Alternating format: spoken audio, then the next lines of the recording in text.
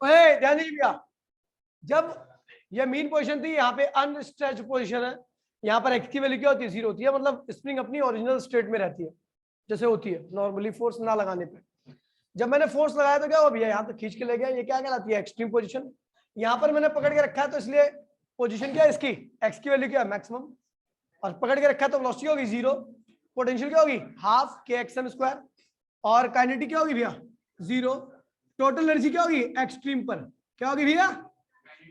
Kinetic plus potential, kinetic तो 0, potential होगी half के एक्स एम स्क्वायर। कोई दिक्कत तो नहीं है? समझ गया? ठीक है। अभी जब मैं छोड़ूंगा इसको यहां से, ध्यान दीजिए भैया, जब मैंने इसे छोड़ा यहां से तो छोड़ूंगा तो क्या होगा भैया? ये मास क्या होगा? स्प्रिंग फोर्स की वजह से अंदर की तरफ आएगा। स्प्रिंग फोर्स की वजह से क्या होगा? अंदर की तरफ आएगा। और जब ये अंदर की तरफ आएगा तो एक्स की वैल्यू क्या होगी? कम होने लगेगी। यानी एक्स की वैल्यू कम हो रही है, पोटेंशियल क्या हो रही है? डिक्रीज हो रही है। और लेकिन आपको पता है वेलोसिटी धीरे धीरे बढ़ेगी, तो काइनेटिक क्या हो रही है भैया? इंक्रीज हो रही है। कोई दिक्कत तो नहीं है? जैसे मैं मीन पे आ गया, ये मास कहां आ गया? मीन पर। तो मीन पर जैसे ही आया तो आपको पता है एक्स की वैल्यू क्या होगी? 0, लेकिन वेलोसिटी क्या हो चुकी होगी? मैक्सिमम। क्या होगी?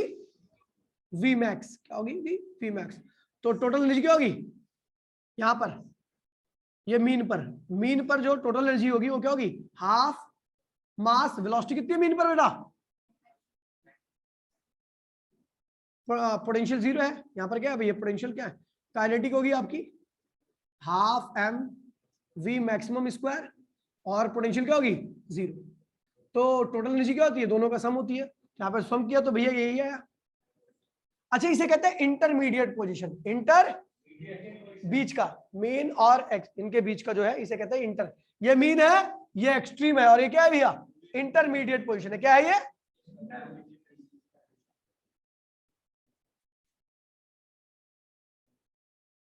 पोजीशन। ठीक है, इंटरमीडिएट पोजीशन पे इसके पास वेलोसिटी भी रहेगी और एक्स की वैल्यू भी रहेगी। कैसे? देखिए एक्स ये रहा,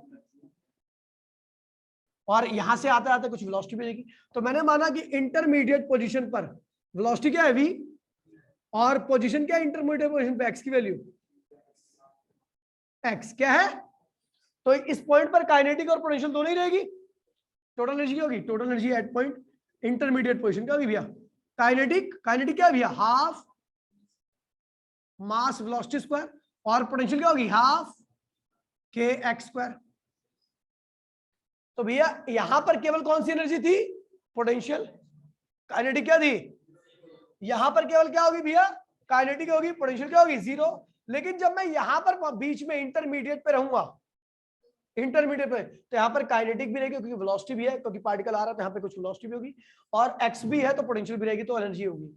लेकिन हम जानते हैं भैया according to law of conservation of energy, क्या कहता है भैया? क्या कहता है भैया? According to law of conservation of energy, total energy at point extreme is equal to total energy at mediate position, और ये भी बराबर ही होगी। तो हम इसको ले रहे हैं, हम दो ही को ले रहे हैं। ठीक है भैया? अब देखिए क्या होगा। एक्सट्रीम की वैल्यू क्या है? हाफ के एक्स एम स्क्वायर, और इंटरमीडिएट की क्या होगी?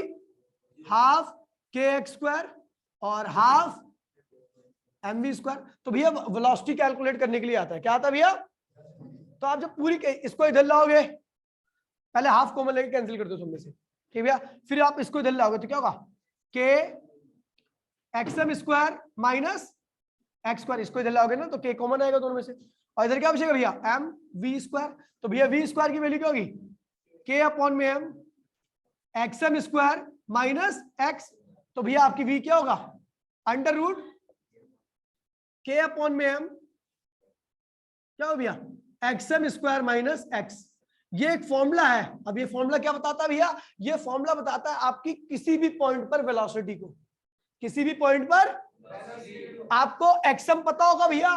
बोलेगा, देखिए ध्यान दीजिए, मैंने बोला कि आपने एक स्प्रिंग को 50 मीटर तक खींच दिया। क्या खींच दिया? यानी एक्सएम क्या होगा वहां पर? 50 मीटर। जो मैक्सिमम खींचा वो क्या होगा? 25 मीटर। क्या होगा फिर? एक्स होगा। 26 मीटर क्या होगा? 28 मीटर क्या होगा? एक्स की वैल्यू क्या होगी? बदलेगी, लेकिन एक्सएम क्या रहेगा? 50 मीटर रहेगा। ठीक भैया। मैं बोलूंगा भैया कि हमने एक स्प्रिंग को 50 मीटर खींच लिया, बताओ 30 मीटर पर क्या वेलोसिटी होगी। तो भैया 30 क्या दे रखा होगा, उस ब्लॉक का मास दे रखा होगा जो उससे अटैच्ड है। आपको ये 50 दे रखा है, आपको कहां पूछ रखा है 30 पर, तो यहाँ पर 30 रखिए, आ जाएगा आपका आंसर। आपको बोलेगा 4 मीटर पर क्या वेलोसिटी होगी, तो ये क्या होगा 50, ये क्या होगा के की वैल्यू, एम की वैल्यू, आप उस ब्लॉक की वेलोसिटी निकाल लोगे। इस पॉइंट पर ये वेलोसिटी, समझ गए, या स्प्रिंग की ये वेलोसिटी है, समझ गए। ये हो गया भैया, इसे बहुत इंपॉर्टेंट फॉर्मूला। चलो मैं इससे यहां पर भी देखिए, अगर मैं x की वैल्यू xm के बराबर कर दूं, x की वैल्यू यानी कहां पहुंच गया मैं एक्सट्रीम पर, x की वैल्यू xm के बराबर की तो xm square minus xm square क्या होगा 0, यानी वेलोसिटी होगी 0। अगर मैं x की वैल्यू 0 कर दूं, क्या कर दूं, x की वैल्यू 0 कर दूंगा तो कहां पहुंच जाऊंगा मीन पर।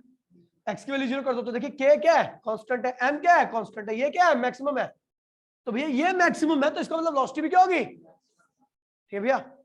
जैसे ही आपने x की वैल्यू को 0 कर दिया तो मीन पर आते के साथ ही वेलोसिटी होगी मैक्सिमम हो जाएगी, और उस मैक्सिमम वेलोसिटी की वैल्यू क्या होगी, यहां पर देखिए स्पेशल केस कर रहा हूं इसका, special case at x equals to में xm, तो आपकी जो वेलोसिटी होगी वो क्या होगी 0 आएगी, क्या आएगी भैया, यहाँ पे आपको वैसे ही बता रखा मैंने। लेकिन एट x इक्वल्स टू 0 यानी यहां पर देखिए क्या होगा, यहाँ पर x की वैल्यू 0 रखी है तो क्या होगा वेलोसिटी क्या आएगी अंडर रूट के अपॉन में m इंटू में xm, क्योंकि इसका स्क्वायर है, स्क्वायर क्या होगा अंडर रूट के बाहर जाएगा, स्क्वायर क्या होगा अंडर रूट के बाहर जाएगा, ठीक है भैया। ठीक हो गया,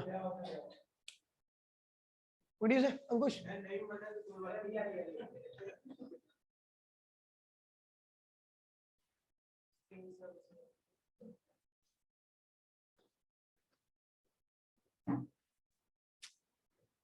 तब कहा दूं क्या खा कूद यहाँ पैसे,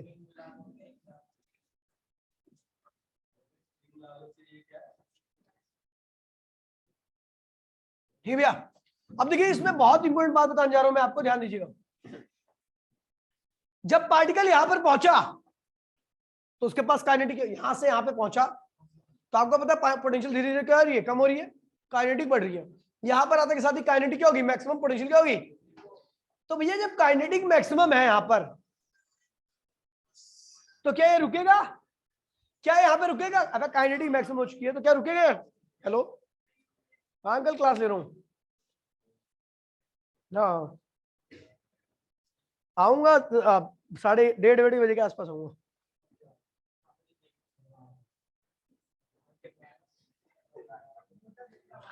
चलो ठीक है, ठीक। देखिए भैया ओए, तो भैया जैसे ही यहां पर पहुंचे हम तो हमारी काइनेटिक क्या हो चुकी है मैक्सिमम। अब जिसके पास काइनेटिक होगी उसके पास इनर्शिया ऑफ मोशन होगा, और इनर्शिया ऑफ मोशन क्या कहता है, मैं रुकूंगा, यहाँ पे नहीं रुकेगी, यहाँ पे ये फिर ये अंदर की तरफ जाएगी, अंदर की तरफ जाएगी तो अब क्या हो मीन से दूर जा रही है, यानी अब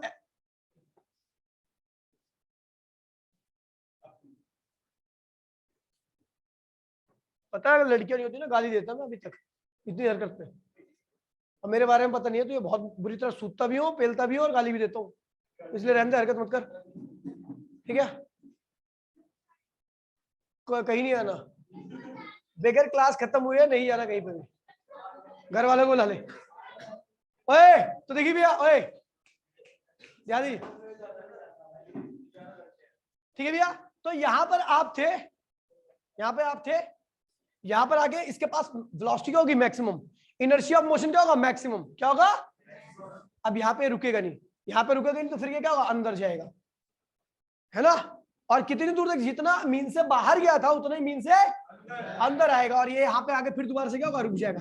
इसकी वैल्यू क्या होगी माइनस एक्सएम, क्या होगी भैया, यहाँ पर एक्स की वैल्यू क्या होती प्लस एक्सएम, तो इधर की साइड क्या होगी, और इस पॉइंट पर एक्स की वैल्यू क्या हो चुकी है मैक्सिमम, तो पोटेंशियल क्या होगी हाफ के एक्सएम स्क्वायर, और काइनेटिक फिर क्या होगी भैया 0, कोई दिक्कत तो नहीं है, यहां पर आ गया मामला।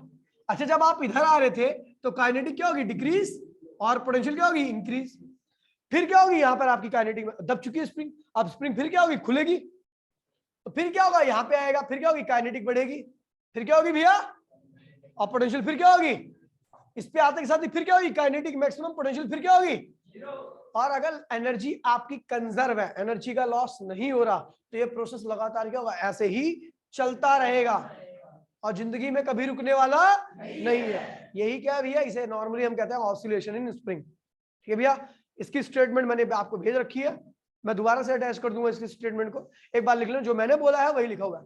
क्या बोल इन्होंने लिखा क्या हुआ है कि एक्सएम पर जैसे ही हम पहुंचे तो यहाँ पर एक्स की वैल्यू क्या होगी, मैक्सिमम वेलोसिटी 0, इसलिए काइनेटिक 0, पोटेंशियल क्या होगा मैक्सिमम, टोटल एनर्जी क्या होगी पोटेंशियल के बराबर होगी। जैसे हमने इसको छोड़ा तो वैसे क्या होगी, स्प्रिंग फोर्स ने इसको अंदर की तरफ खींचा, और जैसे ही अंदर आ रहा है तो पोटेंशियल लगातार घट रही है क्योंकि एक्स की वैल्यू घट रही है, और काइनेटिक लगातार बढ़ रही है क्योंकि वेलोसिटी लगातार आपकी क्या हो रही है, बढ़ रही है। जैसे हम मीन पर पहुंचे तो मीन पर पहुंचने के साथ ही भैया क्या हो गया भैया, मीन पर पहुंचने के साथ ही आपकी काइनेटिक क्या हो जाएगी भैया, मैक्सिमम, और पोटेंशियल क्या होगी भैया 0। ये क्या होगा, ऐसे बिल्कुल उल्टी डायरेक्शन में बिल्कुल चलता रहेगा, इनर्शिया इसको रुकने नहीं देगा यहाँ पर, और अंदर की तरफ ले जाएगा। ये प्रोसेस लगातार क्या होगा, चलता रहेगा।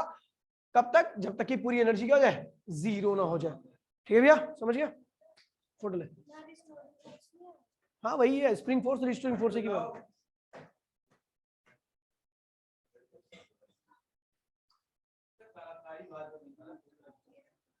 नहीं कहीं नहीं आना, कहाँ आना है, मंदिर से ज्यादा जरूरी काम यहाँ पे है। भगवान पास नहीं कराएगा, भगवान कभी पास नहीं करा सकता। अगर भगवान पास कराता तो लोग कीर्तन नहीं करते और फिजिक्स में पास हो जाते। केवल समय पंडित पास कराएगा यहाँ पे। भगवान समय पंडित की पूजा करो और उनकी क्लास लो, उनके पाठ को जाप करो। ओए बिटोरो में इसको, तू भी पी ले। ओए हो गया। तो भैया देखिए ये बहुत बढ़िया टॉपिक है, और ये चीज उसी को अच्छे समझ में आती है जिसके क्लियर होते हैं स्प्रिंग के कॉन्सेप्ट्स। ठीक है भैया, तो और ज्यादा हार्ड भी नहीं है, बहुत आसान है। ठीक है भैया, अब स्प्रिंग का एक क्वेश्चन है और ये हर बार आता है एग्जाम में, ऐसे पेल के आता है क्वेश्चन। ठीक है भैया, अब देखिए भैया,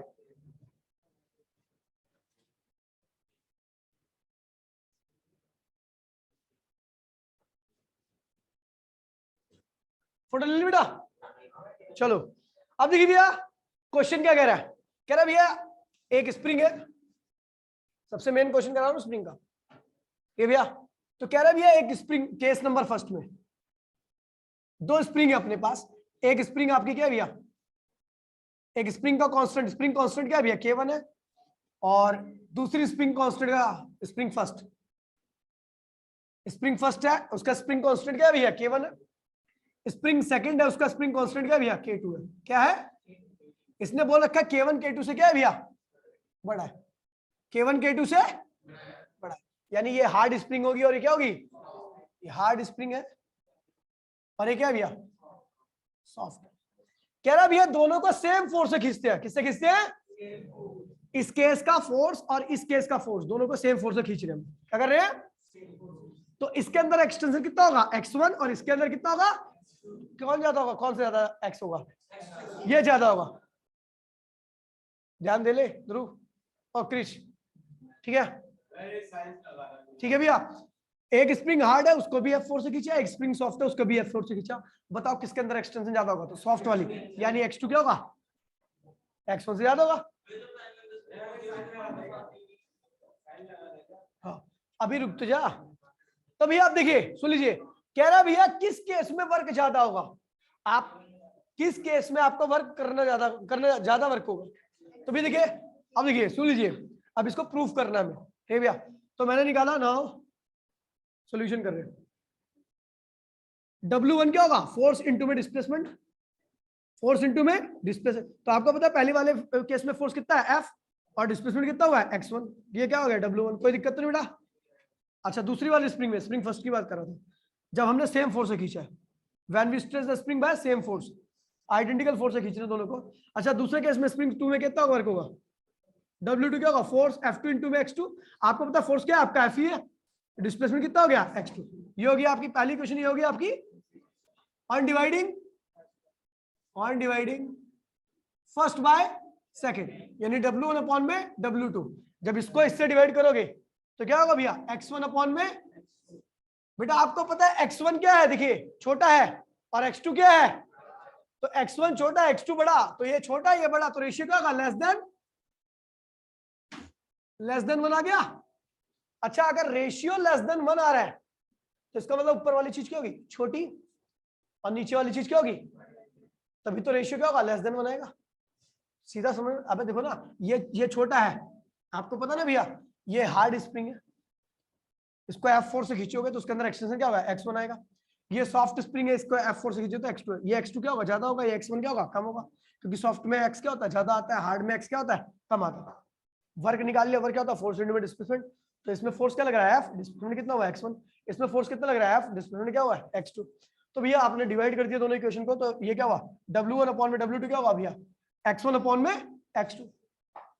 X1 क्या है भैया, छोटा है, X2 क्या है, तो X1 बड़ा है, X2 छोटा है, तो ये रेशियो क्या होगा, लेस देन 1।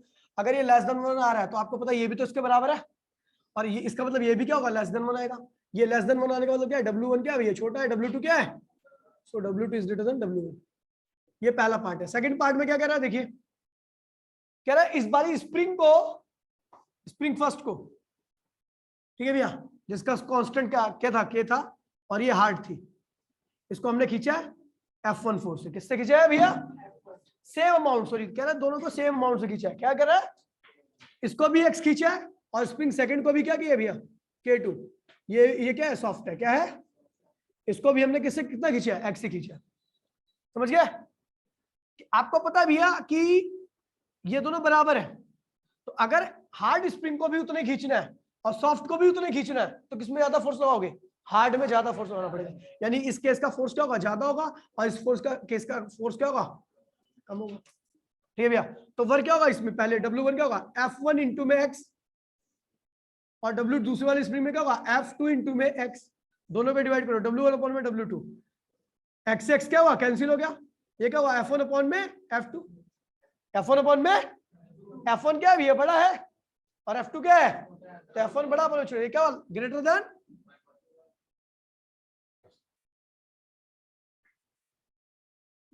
Greater than 1। और अगर ग्रेटर देन 1 आ रहा है इसका मतलब ये वाली चीज बड़ी, वाली क्या है, छोटी है। तो W1 is greater than W2। कोई दिक्कत तो नहीं बेटा, फोटो ले भाई, जल्दी कर भाई।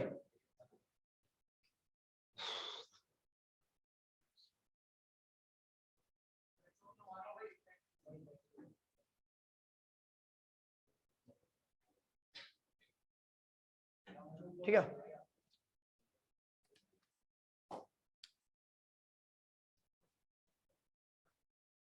बेटो अब आ रहा है भैया पावर। क्या रहा है, छोटा सा टॉपिक है, खत्म हो जाएगा। नहीं भाई, इसके बाद भी 2 टॉपिक है, लेकिन आज नहीं कराऊंगा, इस मतलब लास्ट टॉपिक है। हाँ, आज का लास्ट, और इसका एक छोटा सा क्वेश्चन। ठीक है, अब कह रहा है भैया पावर, पावर क्या होता है भैया, तो रेट ऑफ डूइंग वर्क, या rate of loss of energy, या rate of loss of heat, सब क्या है भैया, power. Rate of doing work या rate of loss of energy या रेट ऑफ, सब क्या है भैया, पावर ही अपनी। तो ये क्या कहलाता है, इस पावर को कहते हैं डी डब्ल्यू अपॉन में डी टी, इसको कहते हैं डी ई अपॉन में डी टी, और इसको कहते हैं भैया डी एच अपॉन में डी टी। ठीक है भैया। अच्छा, पावर की एसआई यूनिट क्या होती है, SI unit of power, power joule पर सेकंड और वॉट, दोनों में से कोई, ये साइंटिस्ट के नाम पर है और ये ड्राइव्ड है। ठीक है भैया, चलो आगे बढ़ते हैं। और एक और होती है केजी मीटर स्क्वायर एस की पावर -3, ये भी होती है। ठीक है भैया, चलो आगे बढ़ते हैं। ठीक है, स्केलर क्वांटिटी क्या होती है भैया, स्केलर क्वांटिटी, ठीक है, ध्यान रखना। ठीक है, डायमेंशन क्या होगा, ml स्क्वायर डी की पावर -3। ठीक है भैया, आगे बढ़ते हैं भैया। तो आपको पता है we know instantaneous power, instantaneous power, इसको हम W अपॉन में dt भी लिखते हैं, W अपॉन में t, E अपॉन में t और H अपॉन में t भी लिख सकते हैं। ठीक है भैया, चलो इंस्टेंटेनियस पावर क्या होती है भैया, dW अपॉन में dt, आप कुछ भी कह सकते हो। तो भैया ये क्या होगा, W क्या होता है, fx cos थीटा, याद है, fx cos थीटा, इफ, ये ध्यान रखना, ए फोर्स इक्वल्स टू में कांस्टेंट, फोर्स को क्या कर लिया मैंने, कांस्टेंट ले लिया, तो भैया आपको पता ये कांस्टेंट तो बाहर आ जाएगा, एफ कॉस थीटा बाहर आ गया, अंदर क्या बचा dx अपॉन में dt। ये क्या होता है भैया वेलोसिटी, तो पावर का फॉर्मूला आ गया एफ बी कॉस थीटा, या इसको लिखते हो F vector dot v vector, याद है ना भैया, ए डॉट बी को लिखते थे ए बी कॉस थीटा, तो एफ बी कॉस थीटा क्या लिखेंगे एफ डॉट वी, ठीक है भैया, ये पावर का फॉर्मूला आ गया इंस्टेंटेनियस पावर, ठीक है भैया। अच्छा इसमें एक चीज देखिए, इफ देखिए ध्यान दीजिए भैया, मैंने बोला भैया कि फॉर सर्कुलर मोशन की अगर मैं बात करूं, तो सर्कुलर मोशन में बॉडी क्या होती है, ऐसे घूमती है, फोर्स कहां लगता है अंदर की तरफ, और बॉडी की वेलोसिटी क्या होती है बाहर की तरफ, एंगल क्या होता है दोनों के बीच में 90 डिग्री का, तो पावर क्या होगी भैया एफ वी कॉस 90 क्या होता है भैया 0, तो किसी भी सर्कुलर मोशन में कोई भी पावर का लॉस नहीं होता, ध्यान रखना, ठीक है भैया इस चीज को, ठीक है। Some basic unit of power, पहला भी है जूल से, 1 जूल, 1 वाट मतलब 1 जूल पर सेकेंड, 100 वाट 10 की पावर 2 जूल पर सेकेंड, और 1000 वाट या 1 किलो वाट 10 की पावर 3 जूल पर सेकेंड, एक यूनिट 10 की power 3.6 into 10 to power 6 joule per second, ठीक है भैया, एक यूनिट पर एक यूनिट, हाँ ठीक है जूल, ये हो गया। और उसके बाद भैया देखिए 1 HP हॉर्स पावर सुना भैया, तो 746 वाट बोले तो 746 जूल पर सेकेंड, इस चीज को ध्यान रखना भैया, हाँ हाँ 1 HP। देखिए भैया इसे फोटो ले, कैमरा मैन बाद में बात कर लियो बाबू से, बाबू जा रही है क्या नहीं, माँ बाप को धोखा देने वाला बच्चा नरक का भागीदार होता है।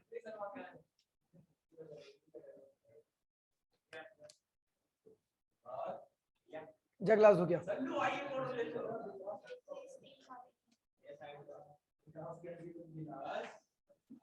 हो गया भाई, पावर खत्म, क्वेश्चन कर रहे हैं, इतनी थी पावर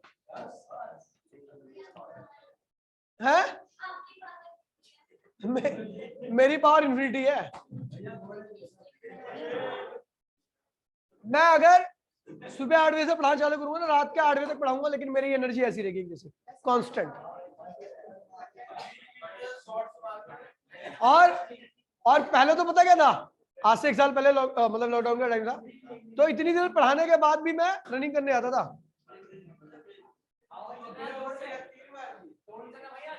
काली है, आधे घंटे काम कर लेगा ना, लेडे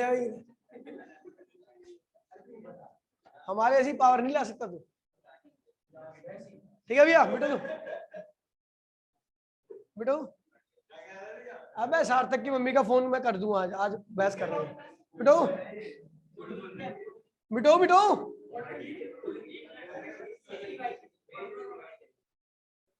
एनसीईआरटी का क्वेश्चन है, मैंने भेज रखा है इसको, ठीक है।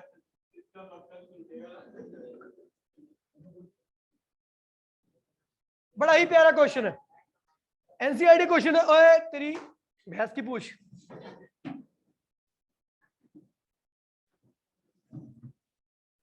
क्या कह रहा है भैया, अभी क्वेश्चन में बड़ा प्यारा क्वेश्चन है, कह रहा है क्रेन है, क्रेन जानते हो ना, जो कार वार बॉडी वॉडी उठाती है, तो कह रहा है ये एक कार को उठा रही है,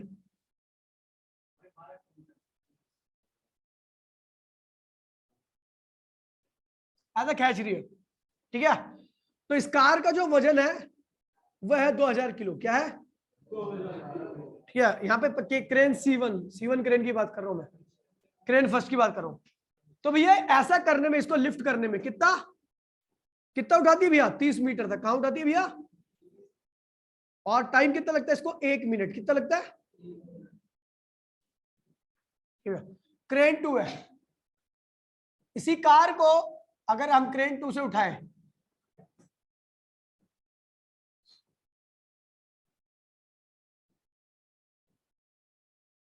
ठीक है भैया, क्रेन 2 से उठा रहे हैं हम, ठीक है भैया, तो वजन तो इसका क्या है 2000 किलो ही है, बदलेगा क्या? ठीक है, तो कह रहा है भैया इसको भी 30 मीटर तक ही उठाती है और क्रेन 2 भी, लेकिन इसको टाइम लग जाता है 2 मिनट। क्या लग जाता है? कह रहा है भैया बताइए किस क्रेन की पावर ज्यादा है, क्रेन फर्स्ट की क्रेन सेकंड?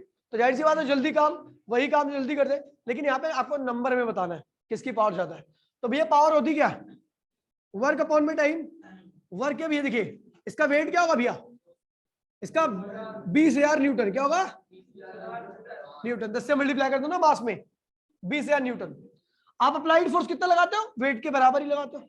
तो वर्क क्या होता है? फोर्स इंटू में डिस्प्लेसमेंट इंटू में अपॉन में टाइम। अच्छा फोर्स कितना लगा रहे भैया ऊपर की तरफ? 20,000 Newton.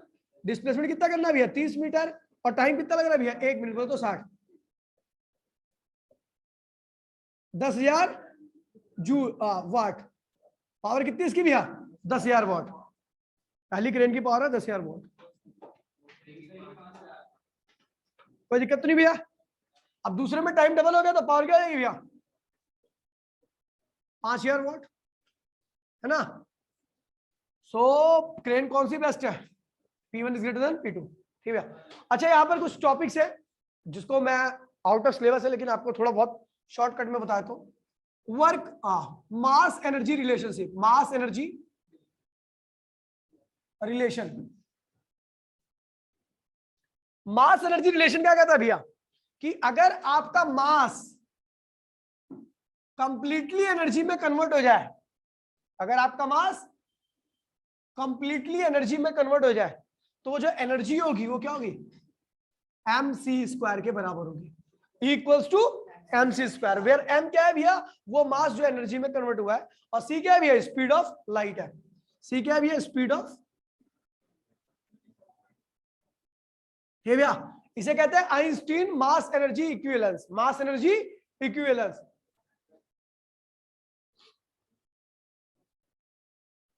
Einstein mass energy relation लिख सकते हो, इक्विवेलेंस लिख सकते हो, कुछ भी। ये भैया तो इसे ध्यान रखना भैया, इसमें जब भी आपको एनर्जी दे रखी होगी, आपको एनर्जी दे रखी होगी रिलेशन। ठीक भैया, इस केस में जब भी आपको एनर्जी दे रखी होगी आपको मास निकालना होगा, तो आप क्या करोगे? मास इक्वल्स टू में एनर्जी अपॉन में c²। तो यहां से आपको एनर्जी दे रखी है, स्पीड ऑफ लाइट आपको पता ही है, c क्या होता है भैया? 3 × 10⁸ मीटर पर सेकेंड। डिवाइड कर दीजिए। और अगर आपको मास रखा होगा तो एनर्जी निकालने के लिए ये इस्तेमाल कर सकते हो। मास रखा है तो एनर्जी निकालने के लिए, एनर्जी रखी तो मास निकालने के लिए। अब देखिए भैया एक हाल फिलहाल में एक थ्योरी दी गई है, ठीक है भैया, कि ब्लैक होल का फॉर्मेशन क्या होता है? बहुत ज्यादा मास से होता है, और बहुत ज्यादा मास इतना पॉसिबल नहीं है कि एक पॉइंट पर इकट्ठा किया जाए। तो हम क्या करते हैं भैया? सूरज के चारों ओर क्या करते हैं? मिरर लगाने वाले, कुछ सालों बाद, 10-15 साल बाद। सुन तो ले सुगर। तो वो मिरर का फोकस एक ही पॉइंट पर रहेगा, ठीक है, और सारी एनर्जी को एक पॉइंट पर इकट्ठा किया जाएगा, और करीबन तो 10 या 15 साल बाद बहुत माइक्रोस्कोपिक लेवल का एक ब्लैक होल क्रिएट होगा। ठीक है भैया? हाँ बता दो, तेरे पापा को रहते लेकिन सुन नहीं रहा मैंने। कुछ बोलना है? मत बोलेगा बेटा, हरजीत नहीं बोलता मेरे आगे, तू क्या है? ठीक है भैया, तो इतना है क्या? अब इसमें 2 टॉपिक है। अब उसका एक है, वो है मतलब कि वेब ड्राइव कहते हैं उसे, वेब ड्राइव। ठीक है, तो उसमें नहीं वेब ड्राइव है, उसमें क्या होता है कि जो हमारे स्पेसशिप वगैरह जाते हैं ना, तो उनकी स्पीड बहुत ज्यादा नहीं होती, 60,000 किलोमीटर पर आवर या ऐसे, इससे ज्यादा नहीं होती, 1,00,000 किलोमीटर पर आवर। लेकिन जब वो वेब ड्राइव हो जाएगा ना, तो उसमें स्पीड जो होगी ना बहुत ज्यादा होगी, लाखों किलोमीटर पर आवर। ठीक है, 10-15 लाख किलोमीटर पर आवर की स्पीड होगी तब इस चीज की, तब हम कहीं पर भी आसानी से जल्दी आ सकते हैं, क्योंकि स्पेस बहुत बड़ा है, वहां पर लाख करोड़ तो बहुत कम है, पॉइंट भी नहीं है। चलो भैया चलते हैं, आज की क्लास को यहीं पे करते हैं। ठीक है भैया, टाटा बाय बाय, जय हिंद जय भारत।